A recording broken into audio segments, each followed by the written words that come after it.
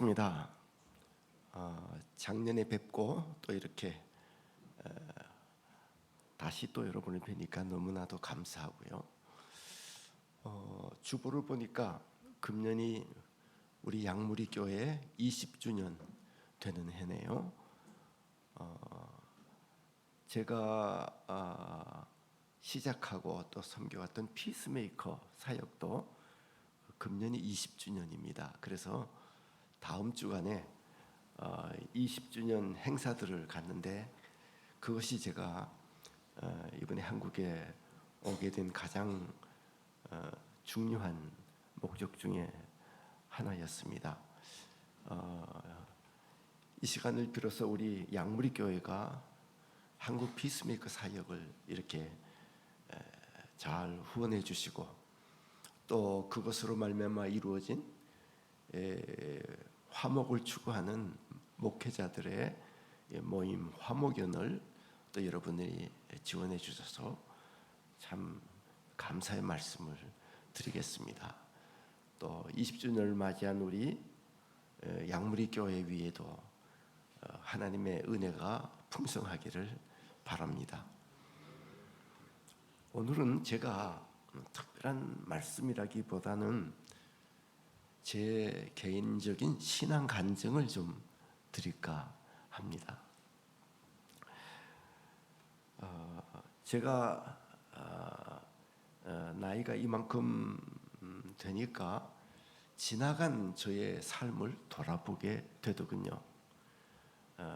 돌아보니까 그동안 제가 잘못했던 일들도 많이 생각나고 또 잘했던 일들도 생각납니다.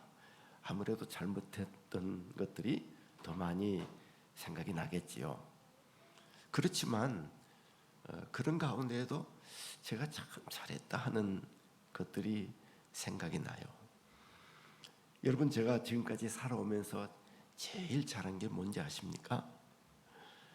제가 어떤 자리에서 그렇게 말을 했더니 어떤 여성도가 손을 들더니 저 알아요 그래요. 그래서 그게 뭔데요? 물으니까 목사님은 사모님 만난 게 제일 잘한 일이에요. 그렇게 답하더라고요. 그것도 참 말이 된다. 제 아내를 만나지 않았다면 제가 어떻게 오늘 이 자리에 있을 수 있겠는가 하는 생각이 들면서도 그것보다도 앞서서 더 중요하게 제가 잘했던 일이 있었던 것을 고백하지 않을 수가 없습니다. 그게 뭔가 하면은 오늘 본문 말씀을 읽어서 여러분들이 어느 정도 짐작을 하겠지만 제가 예수를 믿어서 하나님의 자녀가 된 것입니다. 뭐라고요? 예수 믿어서 하나님의 자녀가 된 것이 제가 이제까지 살아오면서 제일 잘한 일이다 하는 거예요. 저는 1965년 그러니까 제가 고등학교를 졸업하고 대학교 1학년 다닐 때 처음 교회라는 데를 나가고 예수님을 믿게 되었습니다. 그 당시 저는 어떤 가정에 입주 가정교사로 있었는데 그 가정이 다 예수 믿는 가정이었습니다. 그래서 매 주일마다 온 가족이 다 교회에 갔다 오는데 한 번은 저에게도 선생님 우리 딸아 교회 한번 갔다 오지 않겠어요? 말하는 것입니다. 근데 그때 저는 나름대로 인생에 대해서 진리에 대해서 탐구하는 마음이 있어서 절에도 가보고 원불교도 가보고 또 도서관에서 책을 읽으면서 나름대로 진리를 찾고 있었는데 생각해 보니까 한 번도 교회라는 데는 가본 적이 없었습니다. 왜냐하면 우리 가정은 다 불교를 믿는 가정이니까 교회라는 데는 가본 적이 없었지요.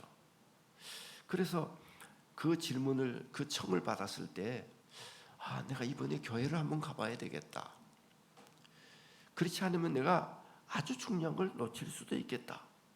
한번 가서 기독교가 어떤 종교인지 사람들이 왜 교회에 나가는지 한번 좀 알아봐야 되겠다 하고 따라서 이제 교회에 가서 여러분처럼 이렇게 예배당에 앉아서 첫 예배를 드리게 된 겁니다. 근데 예배에 제일 인상적이었던 것은 목사님이 얼마나 열정적으로 설교를 하시는지, 그 열정이 너무나도 참 감동적이었습니다. 그런데 설교를 다 마치고 난 다음에 뭔가 그 잠자리채 같은 것을 교인들에게 이렇게 다 이렇게 돌리는 거예요. 거기다가 다들 이렇게 돈을 넣는데 목사님도 거기다가 돈을 넣어요. 그래서 제가 아하, 저게 목사님이 열심히 말씀하신 목적이었구나. 그리고 자기도 넣어야지 딴 사람도 또 열심히 넣지. 그래가지고 돌아오는 길에 얘기했습니다. 아니 참 그 목사님 수법이 대단하더라고. 어떻게 자기가 먼저 돈을 넣고 다들 돈을 많이 거두려고 그렇게 열심히 말하느냐고. 그랬더니 정색을 하면서 목사님은 그 돈을 가져가기 위해서 설교하시는 분이 아니라고. 그 돈은 교회가 다 맡아서 관리를 하고 목사님은 정해진 월급만 받으시는 분이시라고.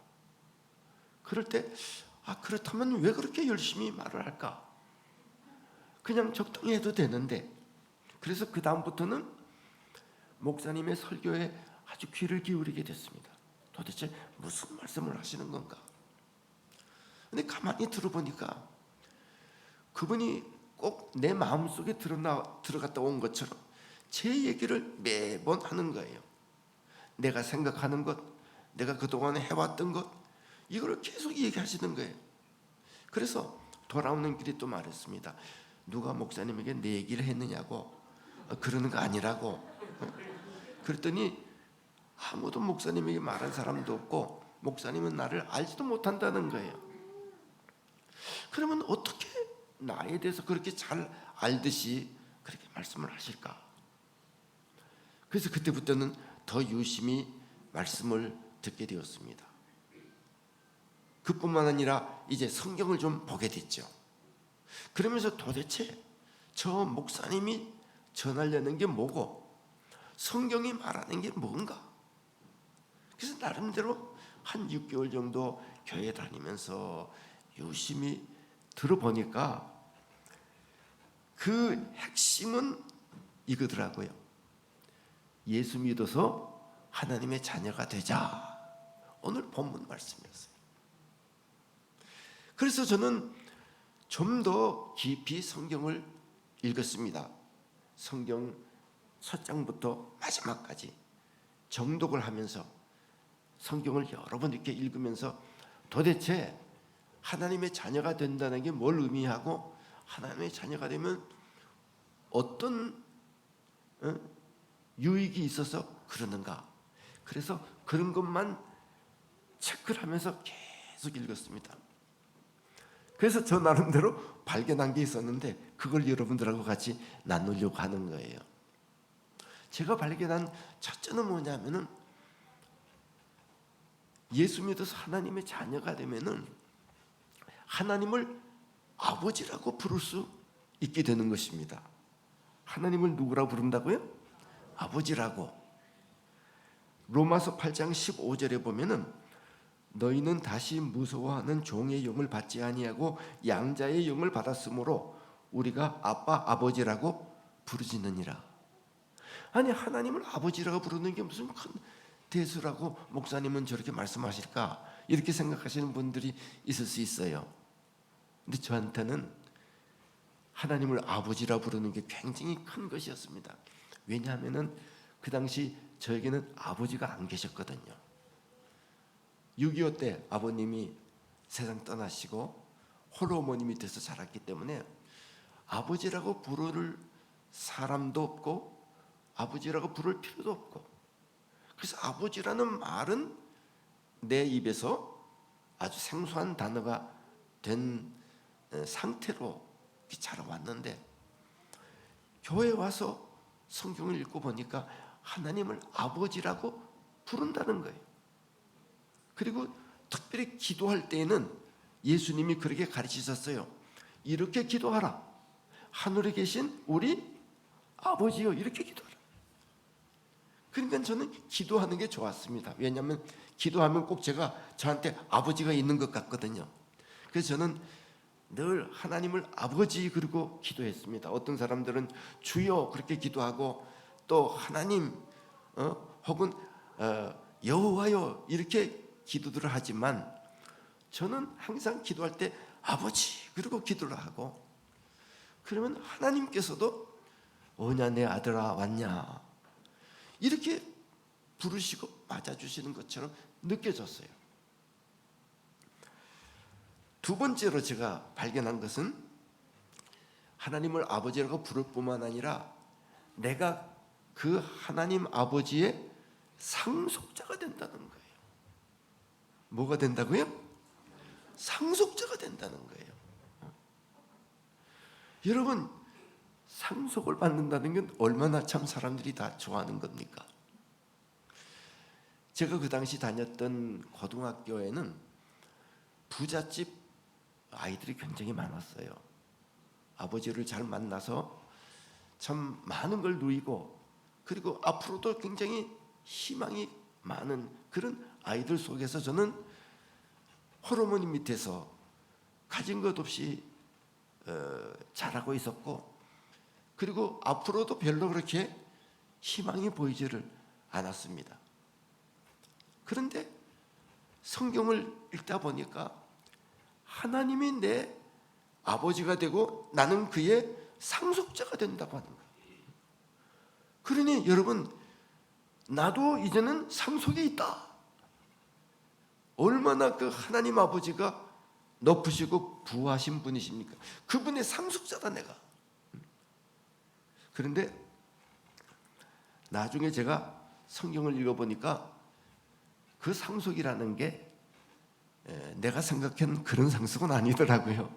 이 세상에서 뭐 부자가 되고 잘 살고 이런 게 아니고, 로마서 8장 17절에 보면 자녀이면 또한 상속자 곧 하나님의 상속자요 그리스도와 함께한 상속자라 하면서 그 뒤에 보니까 우리가 그와 함께 영광을 받기 위하여 고난도 함께 받아야 할 것이니라 그렇게 말씀을 했어요. 그러니까 거기서 말한 상속이라는 것은 우리가 이 땅에서 누리는 어떤 좋은 것을 의미하는 것이 아니라 장차 하늘나라에서 예수님처럼 영광을 누리는 것인데, 예수님은 지금 하나님 우편에서 그런 영광을 누리고 계시지만 이 땅에 계시는 동안에는 얼마나 고난을 받으시고 십자가에 못 박혀 죽으시기까지 했지 않습니까? 그와 마찬가지로 우리도 이 땅에서는 예수님을 믿기 때문에 고난도 받고 핍박도 받고 때로는 참 죽임을 당하는 그런 어려움을 겪을 수도 있지만, 그러나 이 세상을 떠난 다음에는 지금 예수님이 영광을 누리는 것처럼 우리들에게도 그런 영광이 기다리고 있다. 그거는 이루 말할 수 없다. 생각한데 현재의 고난은 장차 우리에게 나타날 영광과 비교할 수 없도다. 그러니까 참 우리가 생각할 수 없는, 비교할 수 없는 그런 영광이 기다리고 있는데 그게 우리의 상속이라 이거예요. 어쨌든 이 세상의 전부는 아니지 않습니까? 저도 상속이 있다. 저는 하나님 아버지의 상속자다. 세 번째로 제가 발견한 것은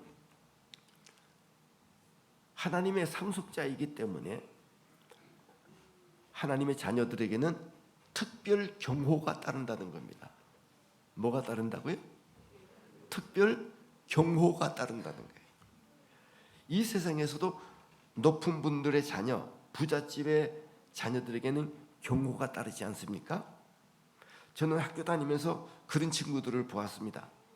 누군가가 늘 따라다니면서 차도 태워주고 지켜주고 또 필요한 것이 있으면 채워주는 그런 사람들이었습니다. 그런 사람을 가리켜서 경호원이라고 그러더군요. 그런데 제가 예수님을 믿고 하나님의 자녀가 된 다음에 저에게도 그런 경호원이 있다는 것을 발견을 했습니다. 히브리서 1장 14절에 보니까 여러분 한번 찾아보시겠어요? 히브리서 1장 14절 말씀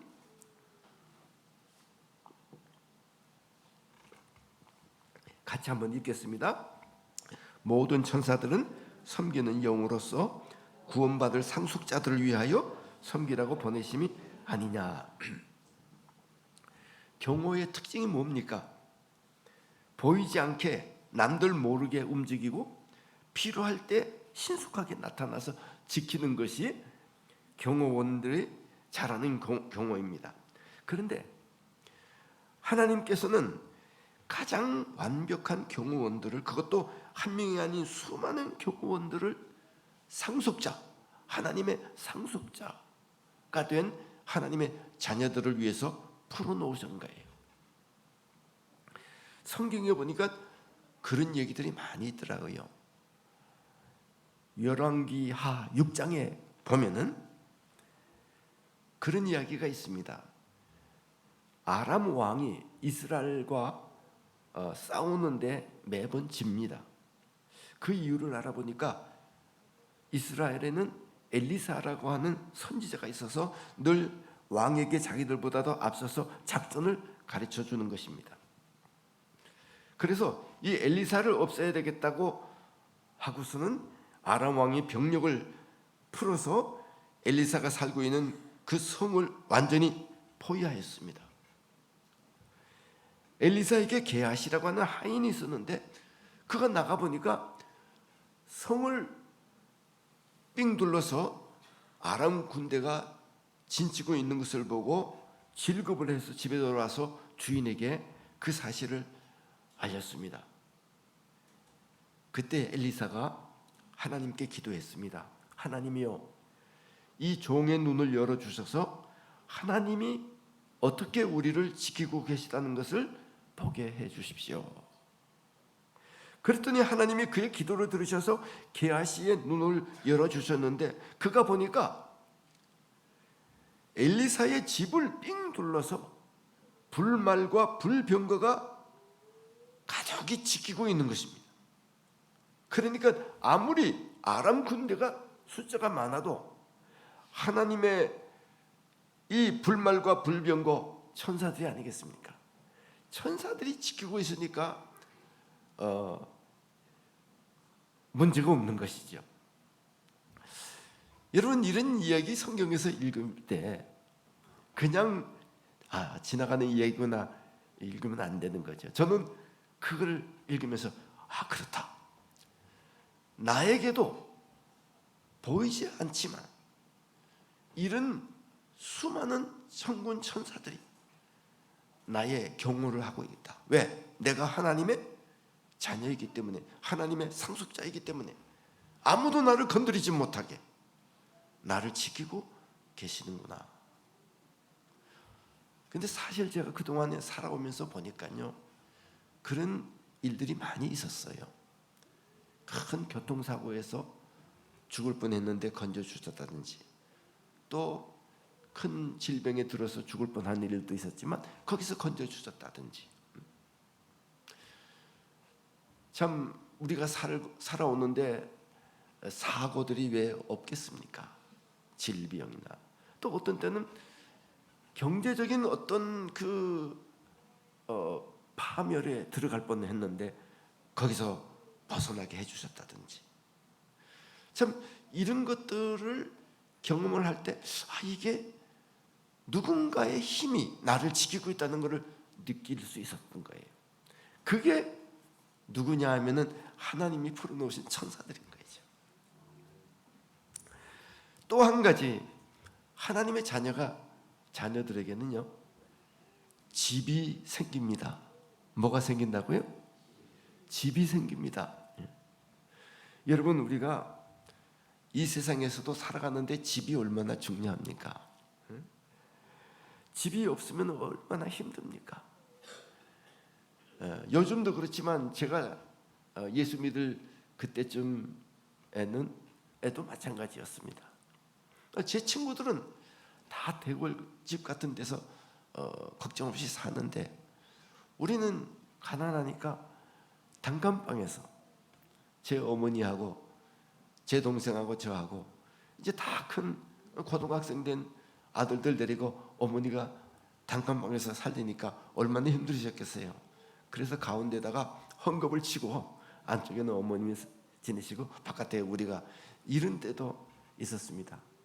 그리고 집 문제를 해결하느라고 우리 둘은 늘 공부 도우미 아니면은 가정교사 하면서 남의 집에서 이렇게 늘 이렇게 살았어요. 그러다가 제가 예수 믿고 이제는 신학을 하고 목회자의 길을 걷게 되니까 좋은 게 하나 있대요.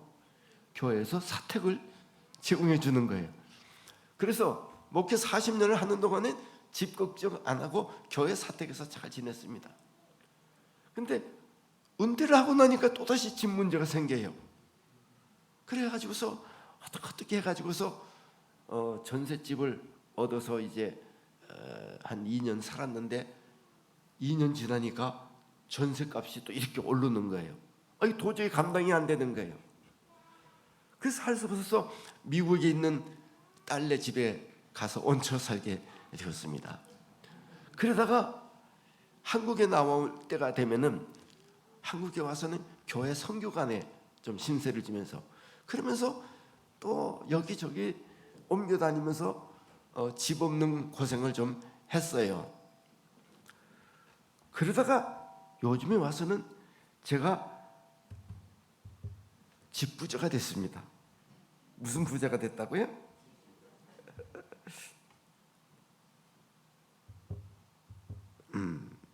죄송합니다. 잠깐만요.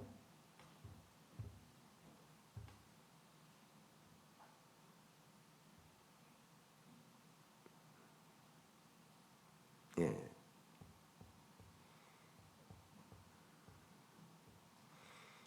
어디까지 얘기했죠? 집 부자가 됐다는 것까지 얘기했죠. 미국에 있는 저희 딸들이 그동안에 이제 좀 자리가 잡힌 거죠. 그래가지고 집을 이렇게 마련을 했는데 우리가 살 집도 하나 마련을 했어요. 그래가지고 미국에 집이 생기게 됐습니다. 그 다음에 제 아내가 지금부터 15년, 20년 전에 서울의 아주 험한 동네에 작은 연립주택의 3층의 한 부분을 사둔 게 있었는데 그게 시간이 지나가지고 재개발이 됐습니다. 그래갖고 그것이 아파트로 변했어요. 그래가지고서 서울에도 집이 또 하나 생긴 겁니다. 물론 다 제 이름은 아니죠. 서울 집은 와이프 이름이고 미국 집은 딸 이름이고 그러나 사는 사람이 임자 아닙니까? 그래서 제가 아는 사람들에게 그 얘기를 했더니 목사님 참 부자시네요. 집이 미국에도 있고 한국에도 있고 얼마나 좋으시겠어요? 그래요. 그래서 제가 한 수 더 썼습니다. 저 집이 또 하나 있는데요. 아니 집이 또 있어요? 어디 있어요? 좋은 땅에 금싸라기 땅에 아주 대골 같은 집이 있습니다. 아니 그런 데가 어디 있어요? 왜 진작 얘기 안 하셨어요? 어디 있는데요? 거기가 어디예요? 그래서 제가 대답했습니다. 저기요. 저기 어딘지 아시겠어요 여러분? 저기 하늘에 있다는 거예요. 그땐 사람들이 에이 그래요. 근데 여러분 에이 그렇게 아닙니다. 진짜입니다. 요한복음 14장을 한번 보세요.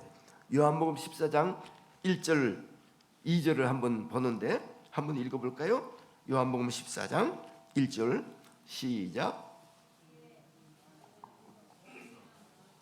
아직 못 찾으신 모양이네.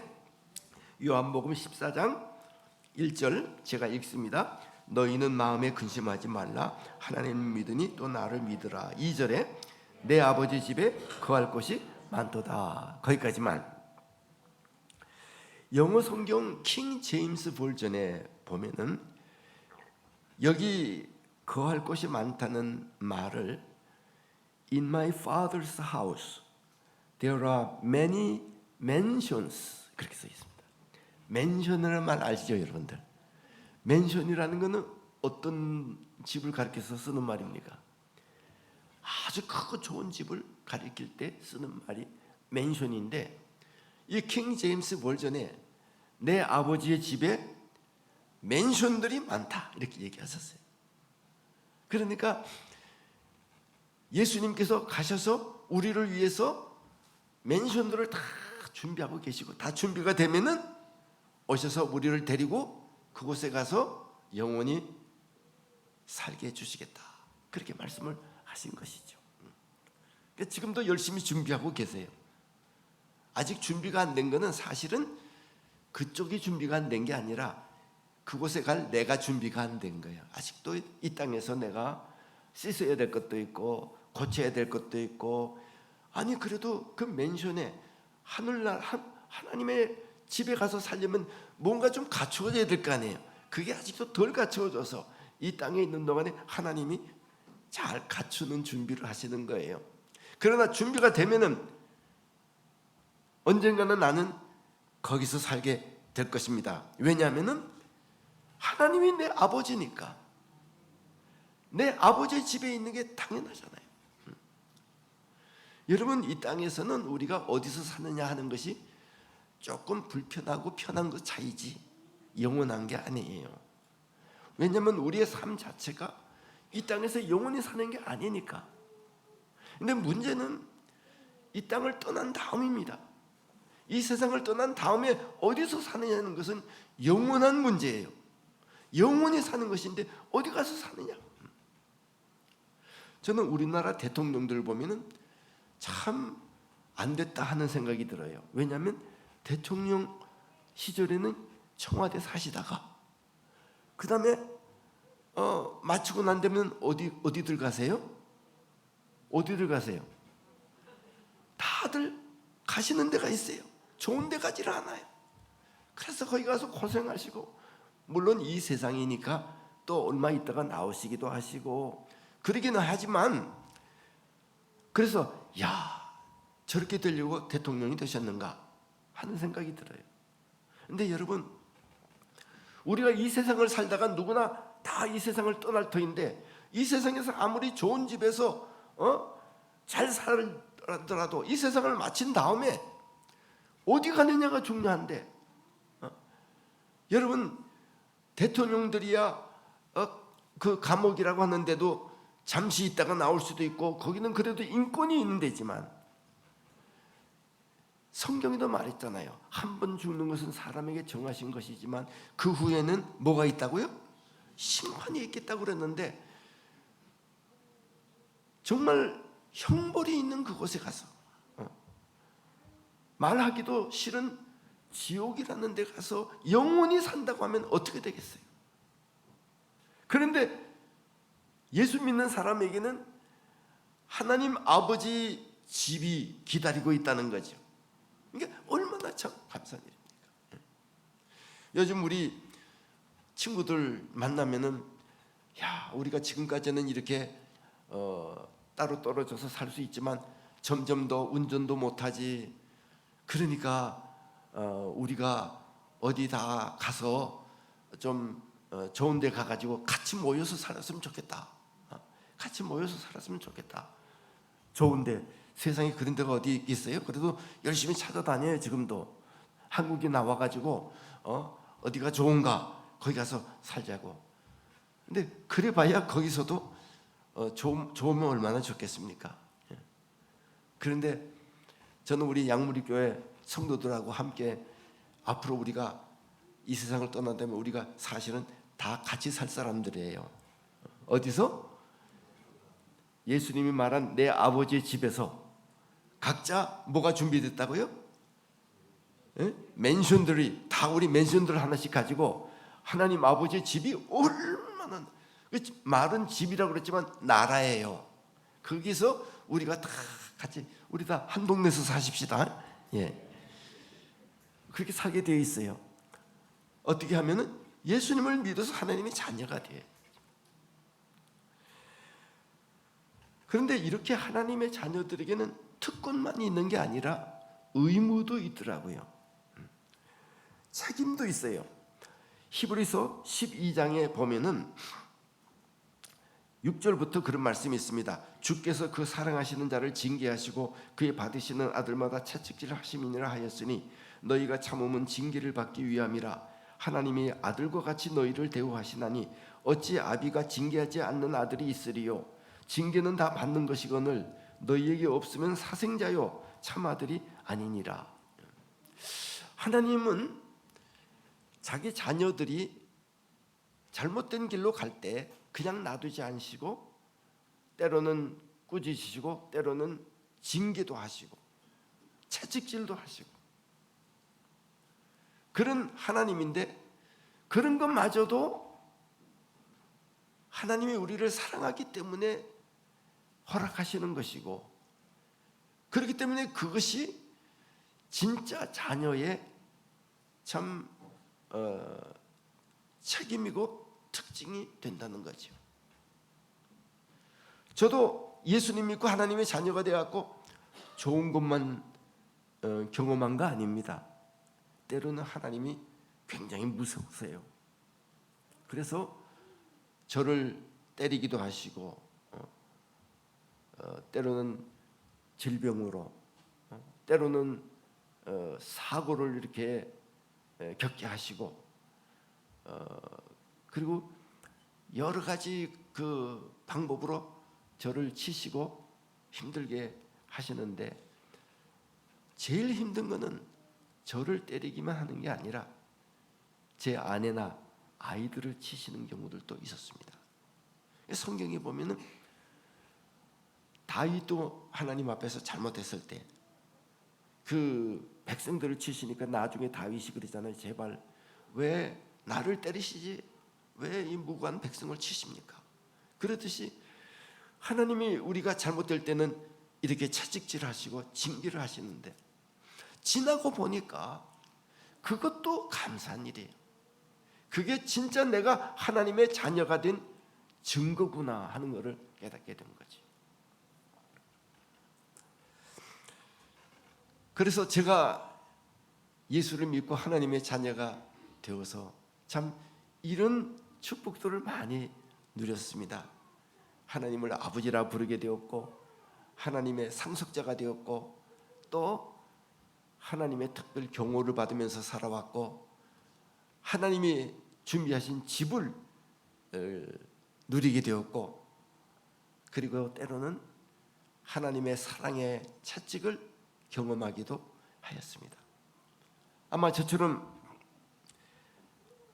예수를 믿어서 하나님의 자녀로 살아오신 분들은 저와 똑같은 고백을 하실 것입니다. 그러나 혹시 이 자리에 교회는 이렇게 오랫동안 나왔지만 하나님의 자녀로서의 이런 권세가 남의 얘기인 것 같다, 그렇다는 분이 계시다고 하면은 오늘 예수님을 믿으면 됩니다. 오늘 본문에 뭐라 그러셨습니까? 요한복음 1장 12절에 영접하는 자 곧 그 이름을 믿는 자들에게는 하나님의 자녀가 되는 권세를 주셨으니, 믿는다는 것을 어떤 사람들은 굉장히 어렵게 생각해요. 그런데 믿는다는 것은 곧 예수님을 인격적으로 영접해 드리는 것입니다. 요한계시록 3장 20절에도 그런 말씀이 있지요. 볼지어다 문 밖에 서서 내가 두드리노니 누구든지 내 음성을 듣고 문을 열면 내가 그에게로 들어가 그로 더불어 먹고 그는 나로 더불어 먹으리라 그랬었습니다. 여러분의 집 문을 누군가가 두드리고 있다고 생각하십시오. 그러면 여러분들이 문을 살짝 열고 누군가가 볼 거 아닙니까? 그런데 거기에 문을 두드리는 분이 여러분이 믿을 만한 분이면은 문을 열고 그분을 맞아들이겠죠. 믿을 수 없으면 문을 안 열어주죠. 근데 예수님도 지금 여러분들의 마음 문을 두드리고 계시는 거죠. 그럴 때 마음 문을 열고 예수님을 맞아들이는 행위, 그것이 믿음입니다. 저도 교회에 나가서 한 6개월 정도 이렇게 됐을 때 목사님이 설교를 하시더니 다 기도하자고 하고, 그리고서는 이렇게 말씀하셨습니다. 이 가운데 오늘 말씀을 듣고 예수님을 믿기로 작정이 되는 분들 있다면은 조용히 손을 한번 들어보라 그러세요. 그래서 저는 꼭 그 말씀이 나한테 하는 말씀 같았어요. 그래서 얼른 손을 들었죠. 그랬더니 이번에는 그 손 든 사람은 그 자리에서 한번 일어나래요. 이거 손 들기까지는 했는데 일어나는 거는 옆에 사람들도 있는데 이거 조금 망설여지더라고요. 그렇지만 그 순간에 내가 이때를 놓치면 안 되겠다. 그래서 벌떡 일어났습니다. 그랬더니 목사님이 기도를 해주셨어요. 이렇게 예수님을 믿기를 원하는데 이 사람을 받아달라고, 그리고 참 이 사람을 축복해달라고 그렇게 기도를 해주시는데, 저는 그 순간 손을 꽉 잡고 진정으로 기도를 했습니다. 그 기도를 하고 나도 아멘 했는데, 그 순간이 제가 마음 문을 열고 예수님을 영접해 드렸던 순간인 것 같아요. 물론 그 후에도 엎치락뒤치락이 많이 있었습니다. 예를 들면 저는 그렇게 예수님을 영접하고 나서도 그때 제가 술, 담배를 굉장히 즐기고 있었거든요. 어린 나이였지만. 근데 그걸 끊지는 못했어요. 그게 쉽게 되지 않더라고요. 그게 오래 가더라고요. 그러다가 그의 말에 제가 한 2주간 깊은 기도를 하는 기회가 있었습니다. 변두리의 어느 개척교회에서 이렇게 봉사를 하다가 연말에 2주간 동안 깊은 기도를 하게 됐습니다. 그러면서 성령 체험을 했어요. 성령 충만한 경험을 하고 나니까 내가 그 전에 못했던 것들을 할 수 있는 힘이 생기고, 그때부터는 삶이 이제 달라지기 시작했고, 그때 제가 이제 전도자가 되고 목회자가 되겠다고 하나님 앞에서 소원하고 그 다음부터 지금까지 이렇게 나온 것입니다. 근데 어쨌든 처음 마음 문을 열고 예수님을 영접해 드리는 그 순간이 참 중요하다 하는 생각을 했던 것입니다.